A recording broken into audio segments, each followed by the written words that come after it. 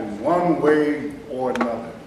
And my deepest gratitude and thanks for all of your support at every level, in every way, all through these years. Because it is a collaborative effort. Without the artist, without the audience, it doesn't work.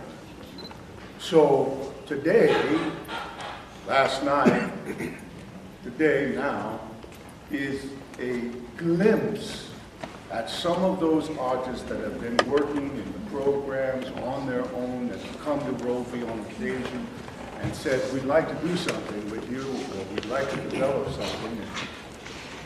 This is a culmination for now of a lot of that.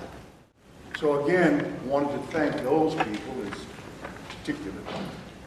And this whole effort, because it is really a collaborative.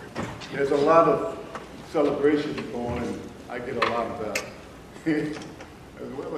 as well as the good, the bad, the ugly. I get a lot of salutes, but I have to say that, you know, I manage a lot of this on paper and in ideology and in ideals, principles, and keeping the vision on the track that Danny Glover and myself had 20 years ago about what we felt was needed in this community to bring our artists to another level that only a collaborative, ongoing training and community could make work. And I think we've done pretty good. We've done pretty good. So again, it only works when everyone involved commits. And that's what's happened. So things have gone really well, and I'm very thankful for it.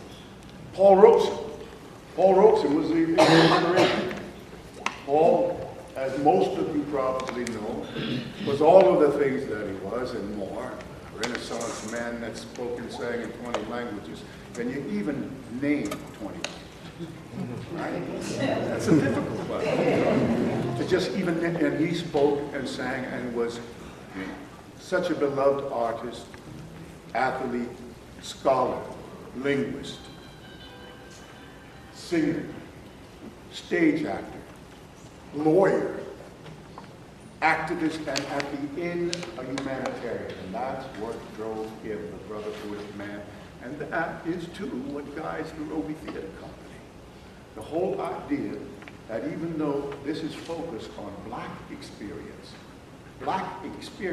like most ethnicities, include everyone somewhere along the line. We're all interacting. But in this case, it was about a certain type of aesthetic that was specifically about a sensibility about people of color. And that was the priority, unlike the exception to the rule in most mainstream theater.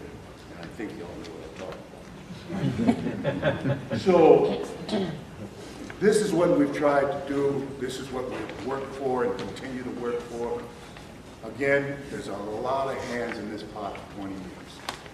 And they've all been very welcome and needed.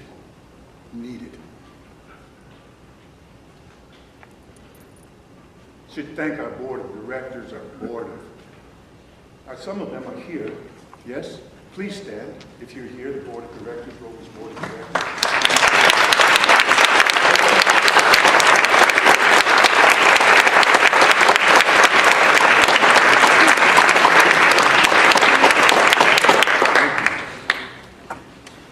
That's Melina Gay and Harold Sylvester, right? Pardon? I just saying who that was. Yeah.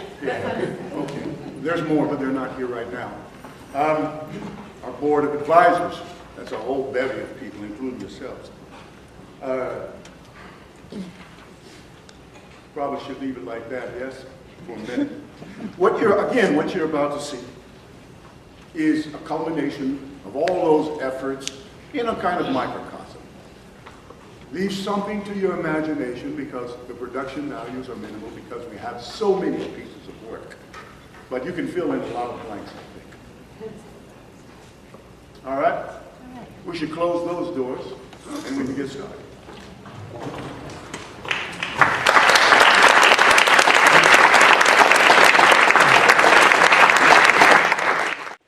The first play is called The Agreement by Kurt D. Maxey, directed by Dylan Souder.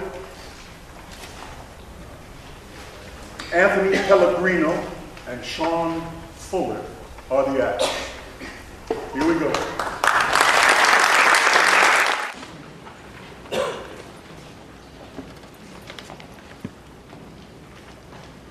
Where are we, Mr. Truman? Not purgatory, I hope. We're in the basement of the West Wing. How about that? President. What? I prefer to be called Mr. President. Mr. Truman, aren't we all equal under the eyes of God? Yes and no. Yes and no. When you are the leader of the free world, when you are in charge of the most powerful entity on the face of this earth, sometimes I get carried away. You're larger than I thought. Should I take that as a compliment? Just an observation. Meticulously noted. We're starting off on the wrong foot here. It was you who extended the invitation, and it was I who changed my schedule to be more accommodating. I know that. Don't start nagging me. You sound like my wife. Let's just stop the wagon train. Stop the wagon train. Just stop it. That's all. Just take things down a notch and relax. I'm listening. You can call me Harry. Harry. I had no choice in the choosing of my name. I'm not going to lie. You may call me Paul, Harry. Good. Always good to get some of the formalities out of the way as soon as possible. Please have a seat. Is it after 4 p.m.? You know what time it is. How about you and I have a little aperitif before our dinner engagements? I don't drink much whiskey, Harry. That's not what I have here. Nope. And it's brought up from the wine cellar, just for you. Our crystal cream. One of the finest elixirs created by man. Now wait. How can I refuse? I grew a fondness for Harvey's while I lived those exciting and significant years in London. The gaiety, the richness, the creaminess of this ambrosia seems to be unappreciated by the unsophisticated palates of most Americans. Not that you know I have an appreciation for Harvey's. I spent some time in London during the Great War. Learned to like the stuff myself. That's right. You were an artillery officer. World War I, the one we just finished, was much worse than the one I was in. We're not going to toast the war. Hell no. Oh, here. Stuck my head in the kitchen. Yes. The acidity of the lemon helps to ward off the sweetness of the sherry. Just the way I prefer. To a better America. To a better America.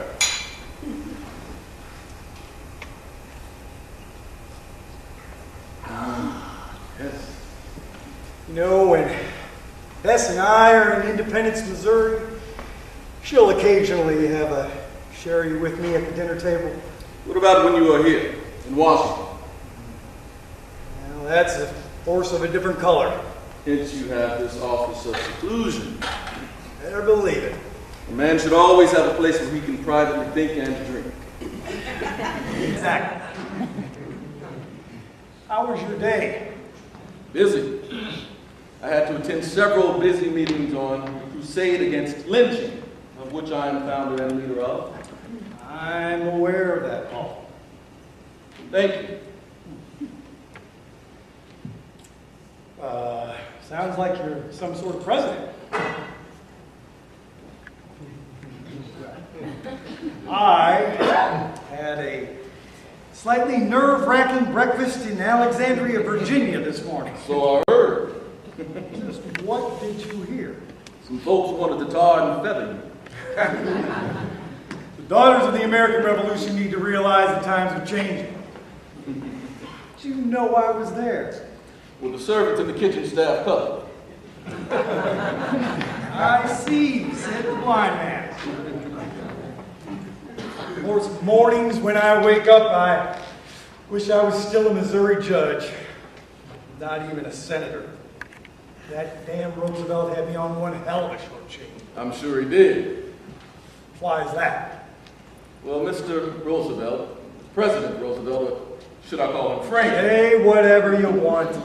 Mr. Roosevelt struck me as a man who had to have control over things, sort of like Tom Pendergast. My old boss, Hodges. The ex-boss of the Kansas City political machine, a convicted felon. He was my friend, and I his. Hell, I didn't even know about the A-bomb until after Roosevelt was dead. His wife and mistress knew more about what was going on than I did. One day I'm a nobody, and 82 days later, President of the United States. The man with the answers and the power to solve all our problems. What a crock of crap. Everybody with a hand and a smile and a pen for you to sign something. Are you aware of how much we hoodwinked the British during the war? Or how badly this country needs jobs for the GIs that have come home or that will be coming home? And there's the war that's occurring between business and labor. Let me let you in on a little secret, Paul. There are not too many secrets that I am not aware of. Keep this one under your hat. You ever get to be vice president, get a flashlight, because you're definitely going to be left out in the dark. Can't you depend on friends to help you? You want a friend in Washington, get a dog. I mean, look what happened here in the Oval Office a few days ago. I beg your pardon. I felt like I was at Pearl Harbor. Aren't you being a little dramatic? Hell no! You and your people were trying to set me up. My race has been set up for over 300 years. Look, I need to clarify some things. Would you care to clue me in? That's easy enough to do. On July 29th, you sent me a telegram under the auspices of the Council on African Affairs, of which you are its chairman. That is correct. In said telegram, you demanded that the federal government intercede in the apprehension and punishment of the perpetrators in the recent lynchings of the 4 Negroes in the state of Georgia. I would have made the same demand if it were Negroes who had lynched 4 white men. To make matters worse, the general contents of this article made its way into an article in the Daily Worker. The last I heard, this was still the United States of America. What does that mean? That I have the right to say and write what I want, and that also holds true for the Daily Worker. The Daily Worker is a communist publication. The Daily Worker could be a Ku Klux Klan, Quaker, American Nazi, or Dixiecrat publication for all that I care. I'm sure you've heard of freedom of press and speech. What makes you think that I haven't looked into the Georgia situation? Let's just say that from my angle, it certainly doesn't appear so. I called the governor of Georgia. You know what he said to me? Your damn nose out of Georgia's business. And what did you say to him? I certainly didn't threaten him with the FBI or the use of federal troops.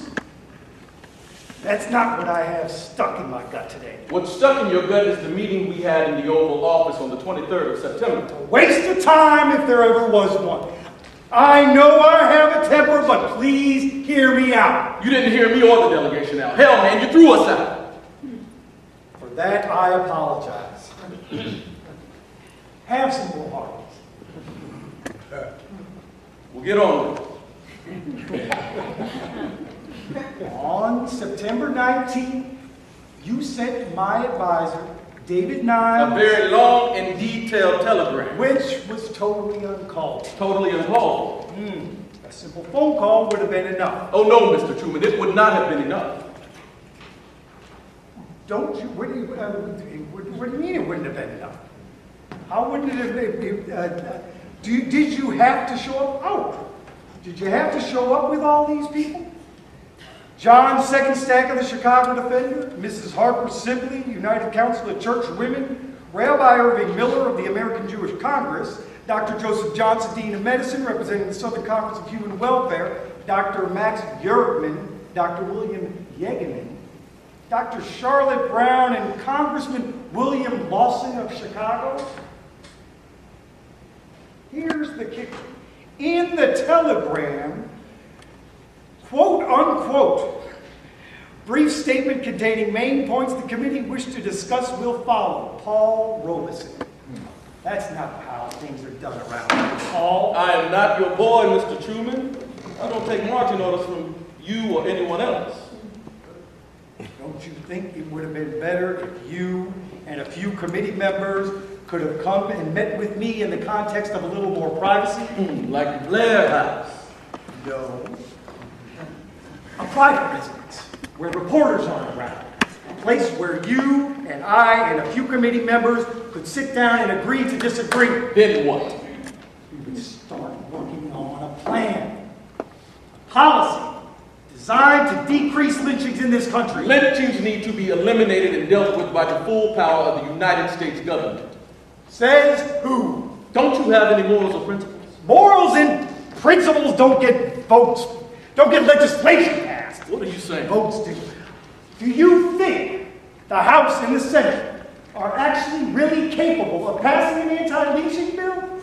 In the name of all that's good and holy, that this Congress would pass such a bill? I don't believe God has let me go this far only to leave me. When I want to hear the gospel, I go to church on Sunday. Damn is the man who runs away from himself. That is not what I want from you. What is it then? Tone it down a little.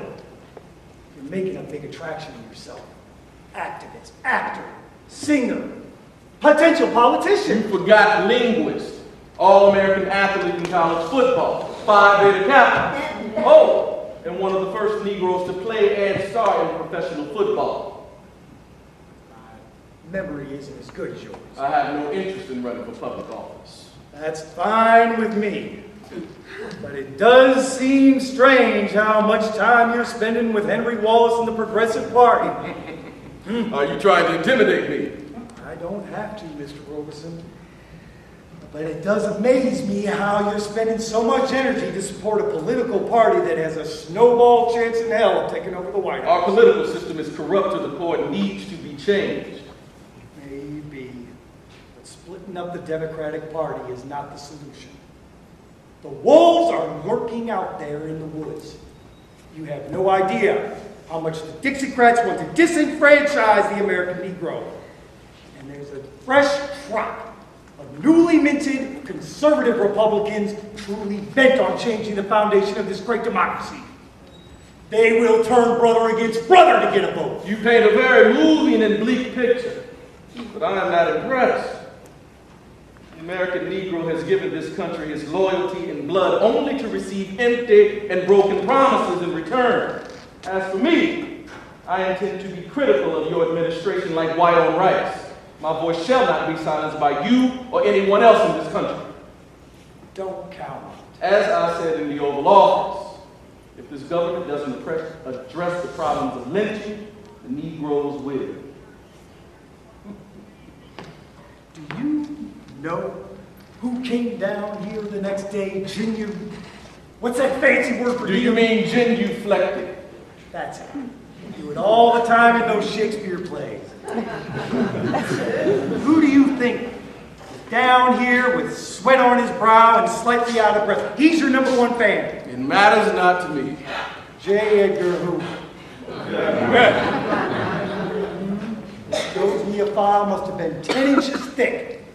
Photos, articles, interviews, the works. Says to me, don't you think we should do something about this? And when he says we, he means he wants to nail you. Put your head up on his trophy wall. We had a lot of photos of you with white, English, and American actresses. That doesn't surprise me one bit.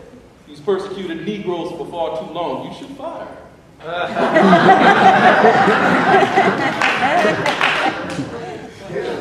He has more power than you think.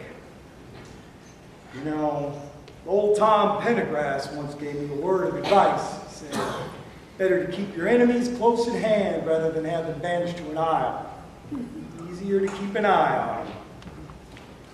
Back in 1943, a few congressmen made accusations that David Niles was a communist. Or rumor had it that Hoover had his hand in the pie. That was before I became vice president. But when you became vice president, you started to keep a file on J. Edgar. What you just said makes sense. I cannot, as you say, tone it down a little.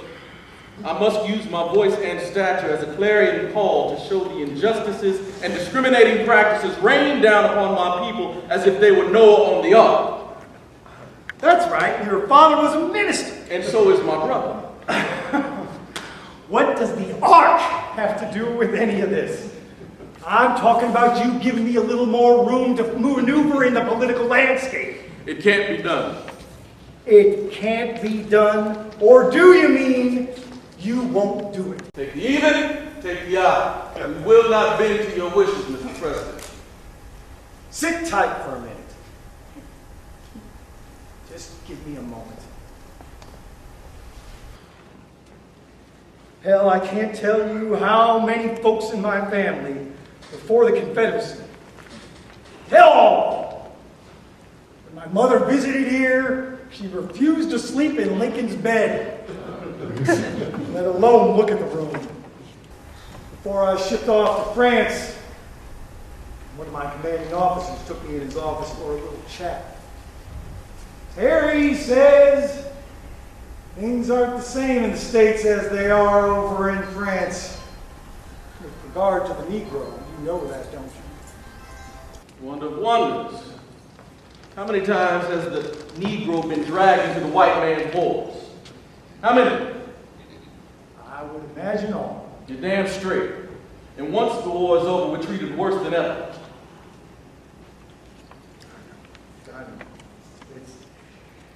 I do what I can. I've seen black soldiers killed in France.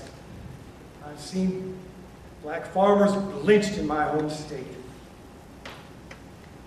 I spilled my guts when I heard how bad American African and GIs were being treated upon returning home. And what have you done about it? It takes time. Unfortunately, Mr. President, time is running out. I'm in the process of forming a committee on civil rights. And the committee will come out with a report in several years, which in turn will be tabled for future adjudication. I'm sure you've heard of executive orders. Don't tell me how to do my job. Then step up and do it.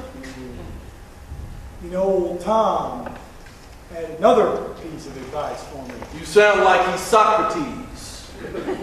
He said, don't piss all your piss in one bucket. Like you don't know how many fires you might have to put out. I'm sitting here listening to the President of the United States extrapolate about urine.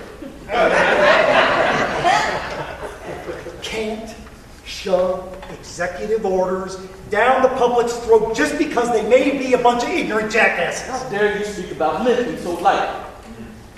I know and you know that this country is going to be in another war sooner than we might think. World War III?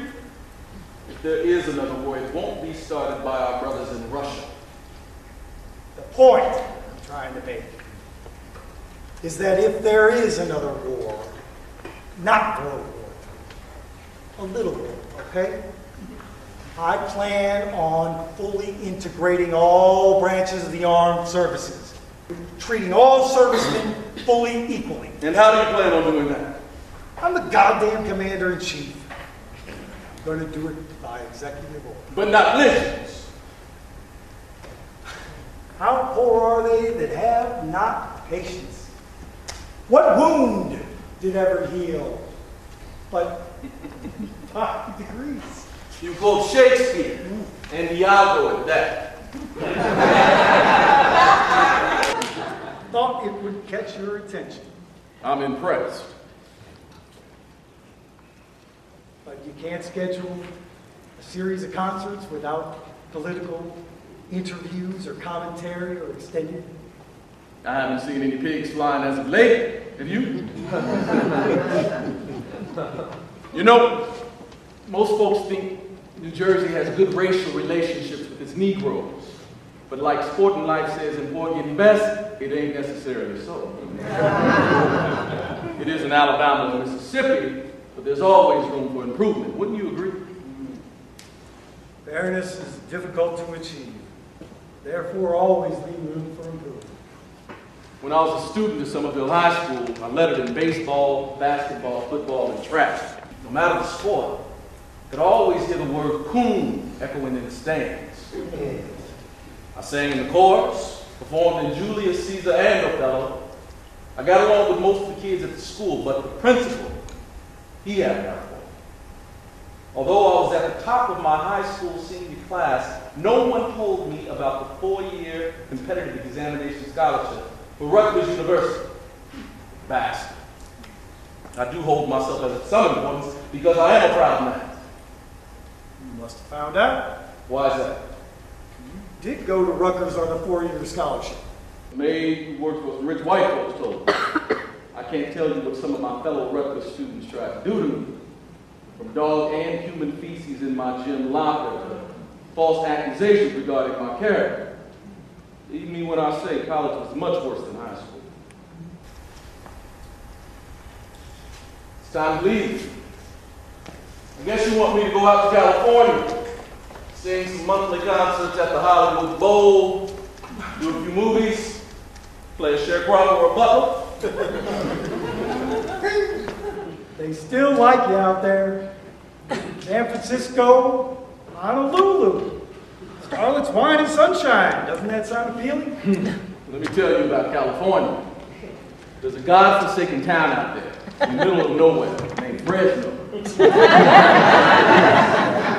Friends and I are walking to a restaurant to get some food. A white man comes up to me and says, "Sorry, but we're not served." And I say, "But you are served. It's 4 o'clock in the afternoon."